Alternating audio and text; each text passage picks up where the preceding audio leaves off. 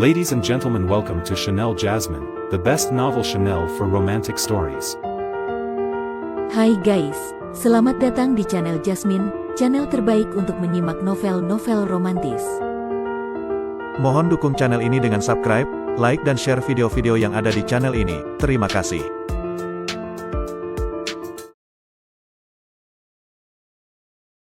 Kaisar Agung Seni Bela Diri bab 1094. Bisa, tentu saja bisa, jawab si tetua berambut abu-abu dengan cepat dan hormat.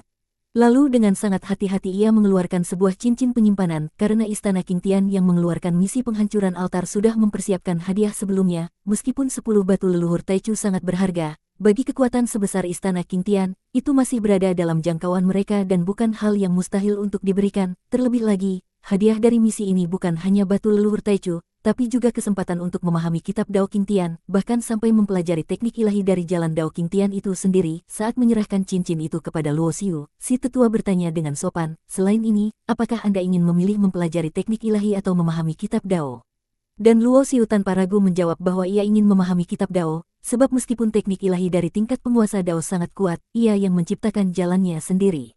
Teknik Dewa Perubahan tidak butuh meniru atau mempelajari teknik orang lain, justru memerlukan esensi dari berbagai jalur kultivasi untuk menyempurnakan jalannya sendiri, dan kitab Dao King Tian sebagai pusaka paling tinggi milik klan King Tian jelas merupakan salah satu sumber esensi terbaik untuk diserap. Si tetua pun mengangguk dan mempersilakannya dengan ramah, membawa Luo Xiu ke bagian dalam dari pusat penerimaan tugas, dan tak lama mereka sampai di depan sebuah ruangan rahasia. Inilah tempat untuk memahami kitab Dao King Tian, karena Anda menghancurkan satu altar formasi, Anda berhak memahaminya selama 1 tahun.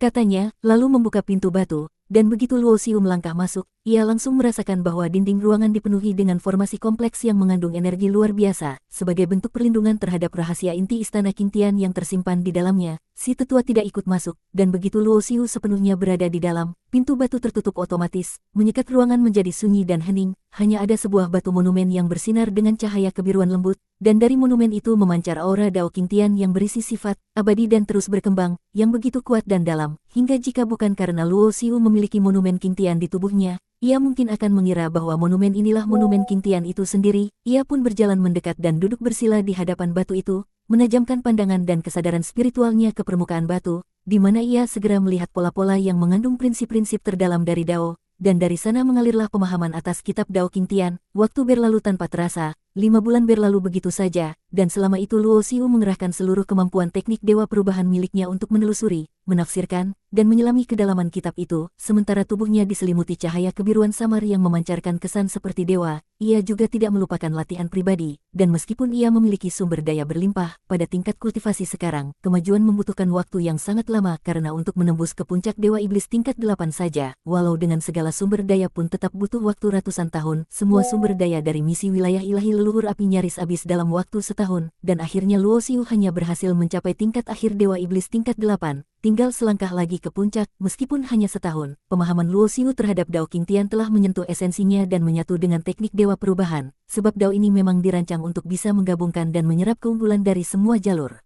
Dengan ingatan kehidupan sebelumnya dan tingkat wawasan setingkat penguasa agung, pemahaman Luo Xiu terhadap kitab Dao itu jelas tidak kalah dari para kultivator senior Istana King Tian yang telah mempelajarinya selama jutaan tahun.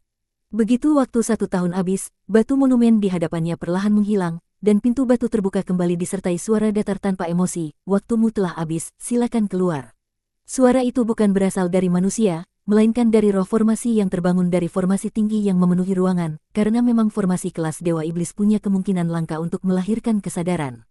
Luo Xiu tidak berniat melanggar aturan yang sudah ditetapkan oleh Istana King Tian, karena selain ia tahu batas kemampuannya sudah mentok untuk saat ini, melanjutkan berada di sana tanpa peningkatan berarti hanya akan membuang waktu. Setelah keluar dari pusat tugas, Luo Xiu tidak melihat lagi si tetua berambut abu-abu, maka ia langsung menuju ke pusat penukaran harta dan mengambil 1 batu leluhur Taichu untuk ditukar dengan 1 juta kristal darah asal. Karena meskipun batu Taichu sangat langka dan kuat, jumlahnya yang terbatas dan kandungan energinya yang tidak bisa diperbarui membuatnya tidak sepraktis kristal darah asal dalam hal peningkatan kekuatan murni. Dan ketika penukaran selesai, Luo Xiu mendengar suara memanggilnya, "Tuan Muda Luo." Saat Luo Xiu menoleh ke belakang, ia melihat bahwa yang memanggilnya adalah Ning Hanling. Setelah mereka bertiga berpisah, Luo Xiu mengingat bahwa Ning Hanling pergi ke lautan kekacauan. Melihat bahwa ia baru kembali setelah sekian lama, tampaknya ia telah memperoleh peluang dan keberuntungan yang luar biasa. Namun, yang sedikit mengejutkan Luo Xiu adalah bahwa di samping Ning Hanling, ada dua orang lainnya, seorang pria muda tampan dan seorang gadis muda yang mengenakan gaun panjang berwarna biru muda. Pria muda itu mengenakan pakaian putih, memancarkan aura yang luar biasa dan memiliki kekuatan spiritual yang kuat. Meskipun tampak muda, sebenarnya ia telah mencapai tingkat Raja Dewa tingkat 9. Gadis muda dengan gaun biru muda itu tampak dingin seperti es, memberikan kesan sulit didekati, dan kekuatannya berada di puncak tingkat Dewa Iblis tingkat 9. Tuan Luo, izinkan saya memperkenalkan, dua orang ini saya kenal di Lautan Kekacauan. Ini adalah kakak senior Hao Lin, seorang ahli dari Istana Hao Tian, dan ini adalah kakak senior Yue Ying dari Istana Yue Tian, kata Ning Hanling. Mendengar perkenalan Ning Hanling, alis Luo Xiu tidak bisa tidak mengernyit. Identitasnya di alam surga cukup sensitif, dan sebelumnya ia telah mengatakan untuk tidak sembarangan memberitahu orang lain, namun tindakan Ning Hanling saat ini sangat mungkin mengekspos identitasnya. Ketika mereka memasuki Menara Huang sebelumnya, Ning Hanling telah membela Luo Xiu, dan siapapun yang memperhatikan akan mengetahuinya, apalagi Ning Hanling secara terbuka mengatakan bahwa Luo Xiu pernah menyelamatkan nyawanya. Sekarang Ning Hanling langsung menyebutnya Tuan Luo, meskipun belum menyebutkan nama lengkapnya, namun siapapun yang cerdas pasti bisa menebaknya. Adik Ning, saya kira Anda akan memperkenalkan seorang pemuda luar biasa kepada kami, tetapi ternyata hanya seorang Dewa Iblis tingkat 8, orang seperti ini tidak layak menjadi teman Anda, kata pemuda bernama Hao Lin dengan nada meremehkan. Kakak Hao benar, adik Ning, karena Anda berencana bergabung dengan Istana Yue Tian, beberapa hubungan sebaiknya diputus, tambah gadis bernama Yue Ying dengan nada dingin, bahkan tidak melirik Luo Xiu.